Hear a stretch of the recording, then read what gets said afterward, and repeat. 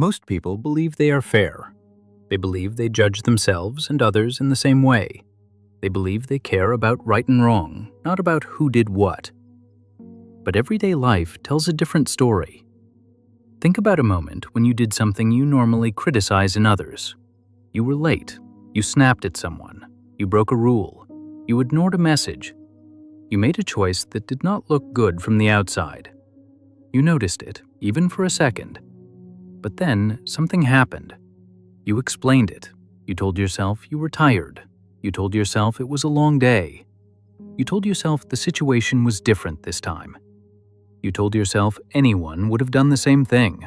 And just like that, the discomfort faded. This happens all the time. Someone else does the same thing and it feels wrong. It feels careless. It feels selfish. When you do it, it feels understandable. It feels human. It feels justified. At work, a coworker misses a deadline and you notice it.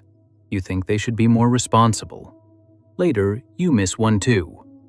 You remember how busy you were. You remember the pressure. You forgive yourself quickly. In relationships, someone hurts you and you hold on to it. You replay it. You talk about it. When you hurt someone else, you focus on what led you there. You focus on your intention, not the result. The pattern is quiet, but constant. When we judge others, we look at what they did. When we judge ourselves, we look at why we did it. This feels natural, it feels fair, it feels honest. But it creates a gap, a small space where our own behavior always has an explanation, while other people's behavior has a label: lazy, rude, thoughtless. We rarely say this out loud. We rarely admit it. We like to think we are consistent. We like to think we are reasonable. So when the moment comes, we do not call it an excuse. We call it context. We say things like, "You don't know what I was dealing with," or "That's not who I usually am," or "This situation was different." These sentences feel true. They help us move on. They also protect us. They protect us from guilt. They protect us from shame. They protect us from seeing ourselves in the same light we use for others. Most of the time, no one challenges this. Other people do it too. Everyone understands what it feels like to be tired, stressed, or overwhelmed.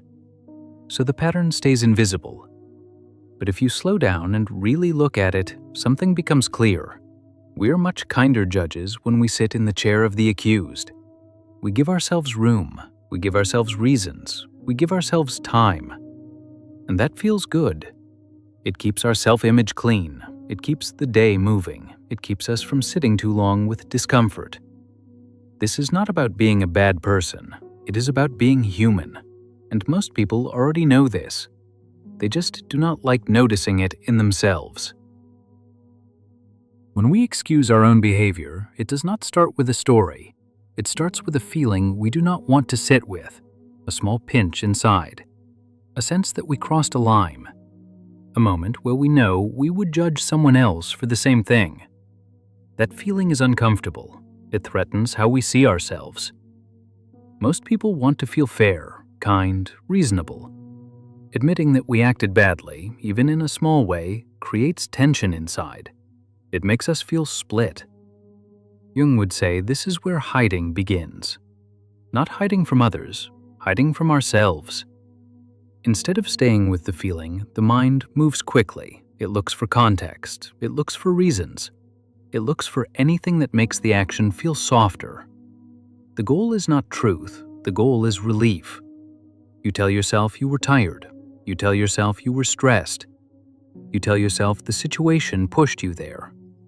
These thoughts arrive fast. They calm the body. The tight feeling fades. And just like that, the moment is covered. Jung talked about the parts of us we push away because they do not match the person we want to be. When we excuse ourselves, we are protecting that image. We are keeping the uncomfortable part out of view. The problem is not that the excuse is false. Many times it is partly true. You were tired. You were under pressure. But the excuse does something else too. It stops you from seeing the behavior clearly. You focus on why it happened, not on what happened. When someone else does the same thing, you do not see their pressure. You do not feel their stress. You only see the action. That is why judging them feels easy. With yourself, the story is always close.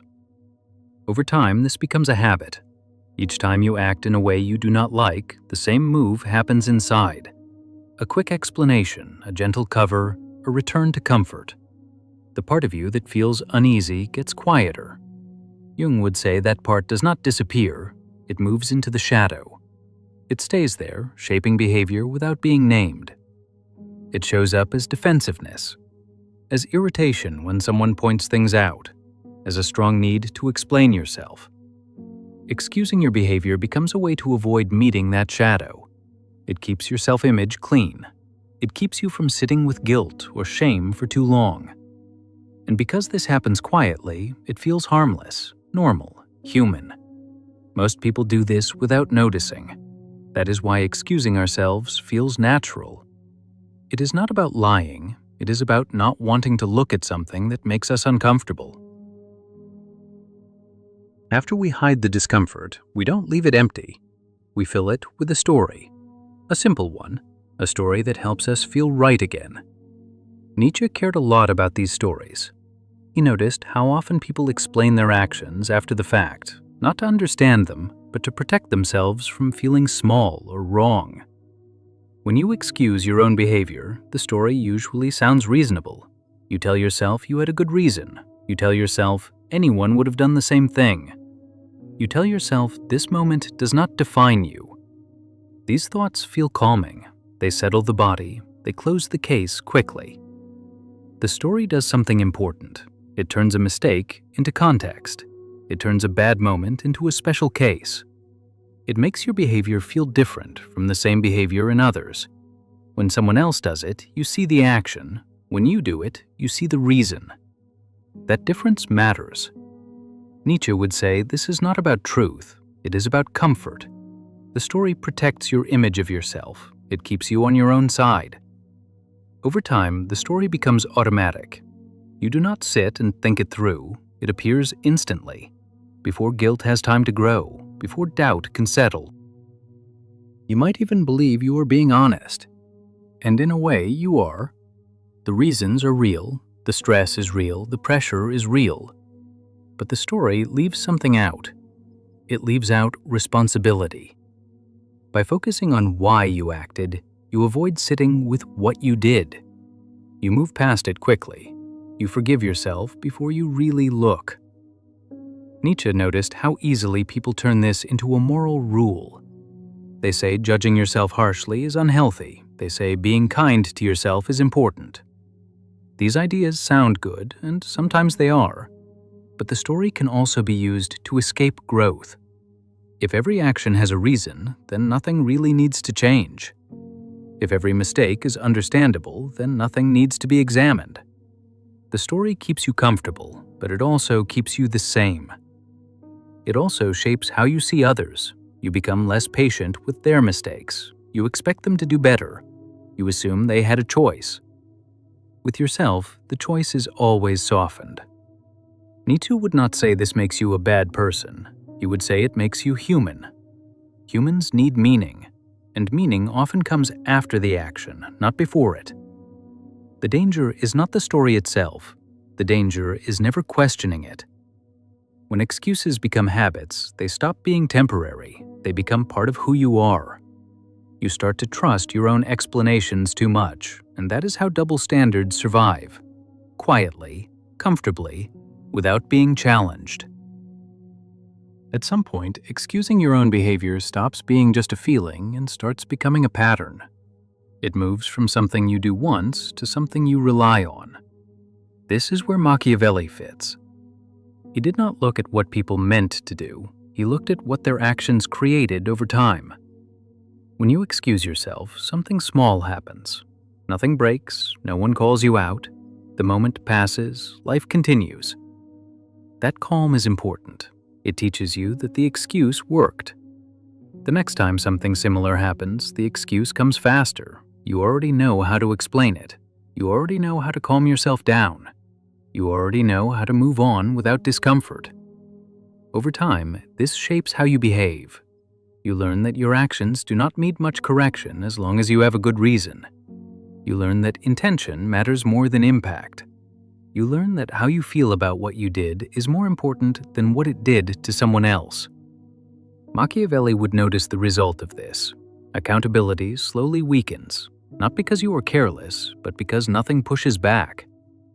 When people around you see that you excuse yourself easily, they adjust. They stop expecting change. They stop pointing things out, or they start doing the same thing themselves. The standard shifts quietly. This is how double standards spread. You may still expect others to apologize. You may still want them to reflect. You may still feel disappointed when they repeat the same behavior. But with yourself, the bar stays lower. And because you are the one living your life, that lower bar matters most. Machiavelli would say patterns survive when they are rewarded. Excuses reward behavior by removing discomfort. They remove the cost of stopping and looking. They make it easier to repeat the same actions again and again. Nothing dramatic needs to happen for this to matter. The effect is slow. It builds quietly. Small behaviors become habits. Habits become character. Character shapes outcomes. Over time, this affects relationships. People feel unheard. Trust erodes in small ways. You may not even connect it to your excuses. You may feel confused about why distance grows. It also affects how you grow. If every mistake has a reason, nothing really challenges you. If every action is understandable, nothing needs to change. Comfort replaces reflection. Machiavelli would not judge this as good or bad. He would simply point out what it produces. A person who explains themselves well, but changes slowly. A life that feels justified, but repeats the same patterns. Excusing yourself feels harmless in the moment. It feels kind. It feels human. But over time, it shapes who you become. Most of the time, we already know this. We just don't like hearing it said.